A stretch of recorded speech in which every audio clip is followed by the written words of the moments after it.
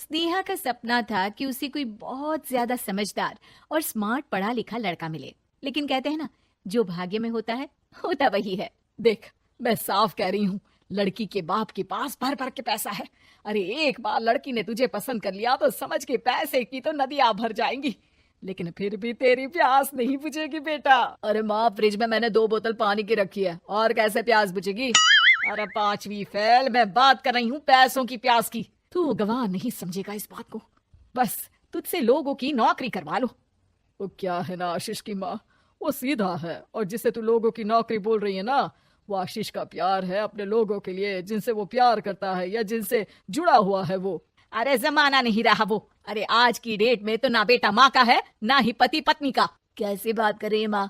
चाहे दुनिया यहाँ की वहाँ क्यों ना हो जाए, मैं आपके बिना नहीं रह सकता, ना ही मैं आपको कभी धोखा दे सकता हूँ। अरे हाँ, ठीक है ठीक है। देख, लड़की को पढ़ा लिखा लड़का चाहिए तो वहाँ चुप रहना। जबान खोलेगा तो पता चल जाएगा कि 5वीं पास है। अरे तो पढ़ा देती ना आगे, माना सौतेली माँ हो, लेकिन दहेज की लालच तो अपने बेटे जैसी ही रख रही हो। पापा ऐसा मत बोलिए ना माँ को, वो मेरी माँ है, मैं उनसे बहुत प्यार करता हूँ। अच्छा अच्छा बेटा, कुछ नहीं कहता, बस तैयार हो जा, चलते हैं और देखते हैं कि कौन है लड़की और क्या चाहती है। सभी मिलकर लड़की देखने जाते हैं, जहाँ स्नेहा आशीष को देखकर ही इम्प्रेस हो जाती है। वाह कितना हैंडसम है, काश इससे मेरी शादी हो जाती, लेकिन पता नहीं कितना पढ़ा लिखा है। स्नेहा, लड़का बहुत अच्छा है, बेचारी की माँ दूसरी है, लेकिन देख रही है ना, हीरा भी इतना चमकीला नहीं होगा जितना कि ये। स्नेहा को समझ नहीं आता कि वो क्या करे। वो आशीष से मिलती है, उसकी सादगी, उसकी बातें उसे भा जाती है। मैंने नहीं सोचा था कि इतना पढ़ा लिखा लड़का मुझे मिलेगा। मैं शादी करने के लिए तैयार हूँ। और फिर स्नेहा और आशीष की शादी हो जाती है। शादी के बाद सासू माँ कहती है, अरे बेटा, वो तेरे जेवर मुझे दे दे, मैं संभाल कर रख दूंगी। स्नेहा, जो कि खुद भी एक समझदार लड़की थी, नहीं नहीं, मैं अपने जेवर नहीं दूंगी, उसके लिए तो मैंने पहले ही लॉकर खुलवा लिया था माँ जी। ये मेरी कुछ आर्टिफिशियल ज्वेलरी है, इसे रख लीजिए। वैसे मेरी अलमारी में जगह नहीं है ना। सास बेचारी नई नई बहू से क्या उलझती। सुनिए जी, मैंने आपके लिए खाना और नाश्ता बना दिया है। ऑफिस कब जाना है? कौन से ऑफिस में? मैं तो घर का सारा काम करता हूँ। हाँ, क्या बात कर रहे हैं? इतना पढ़ लिख कर आप घर का काम क्यों करते हैं? कितना पढ़ लिख कर? मैंने तो सिर्फ 5वीं तक पढ़ाई की है। तभी वहाँ सास आ जाती है। अरे 5वीं तक भी पढ़ लिया तो समझो मेरी कृपा से, वरना तो जो इसके लक्षण थे ना, क्या बताना। अच्छा आशीष, जरा बाहर जा और भाग कर टूथपेस्ट लेकर आ, सुबह से मंजन नहीं किया। और हाँ, फिर जाकर दुकान की सफाई कर देना, तेरा छोटा भाई दुकान पर जाने को तैयार हो रहा है। स्नेहा ये सब सुनकर हैरान रह जाती है। वो सोचती है कि आखिर उससे क्या गलती हो गई जो उसके साथ ऐसा हुआ। आशीष स्नेहा के पास जाता है। सुनो, तुमको तो मैंने पहली मुलाकात में ही बताया था कि। स्नेहा आशीष की बात ही नहीं सुनना चाहती है। वो जोर से चिल्लाती है, चुप रहो बिल्कुल, गंवार कहीं के। कितना बड़ा धोखा हो गया मेरे साथ, अब मैं इस घर में नहीं रह सकती। प्लीज ऐसी बात मत करो, मेरी पत्नी हो तुम, जैसे बोलोगी मैं वैसा करूंगा। मैं कोशिश करूंगा बाहर जाकर कोई काम ढूंढ लूं, पर प्लीज मत जाओ। चुप रहो गंवार कहीं के, मैं तुम्हारे जैसी की बीवी हो ही नहीं सकती। आशीष स्नेहा को लाख समझाने की कोशिश करता है, लेकिन वो अपने मायके चली जाती है। माँ चलिए ना, स्नेहा को मना कर लेकर आते हैं। अरे जाओ, बनाने जाए मेरी जूती।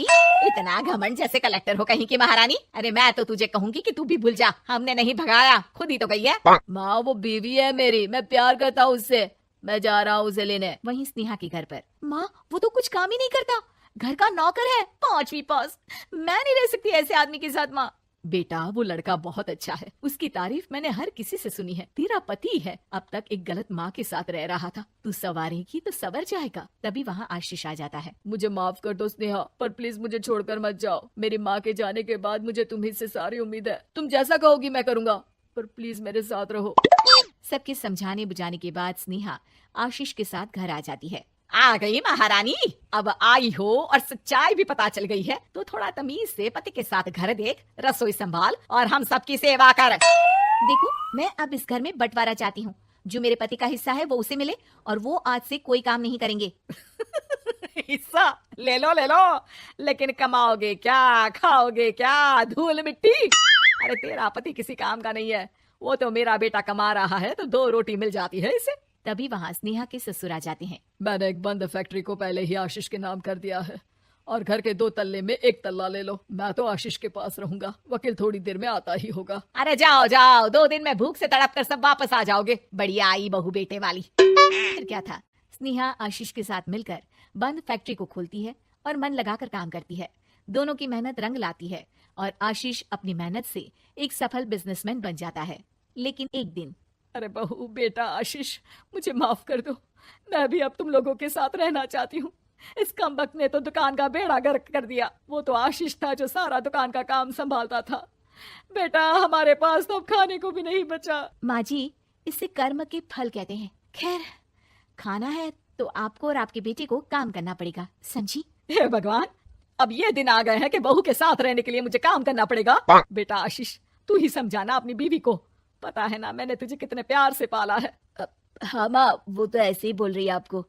अरे घर में कामकाज के लिए बहुत सारे नौकर चाकर है, आप आराम से रहिए माँ। स्नेहा आशीष का अच्छा और सरल सच्चा व्यवहार देखकर मन ही मन सोचती है, मेरा पति गवार ही सही, लेकिन दुनिया का सबसे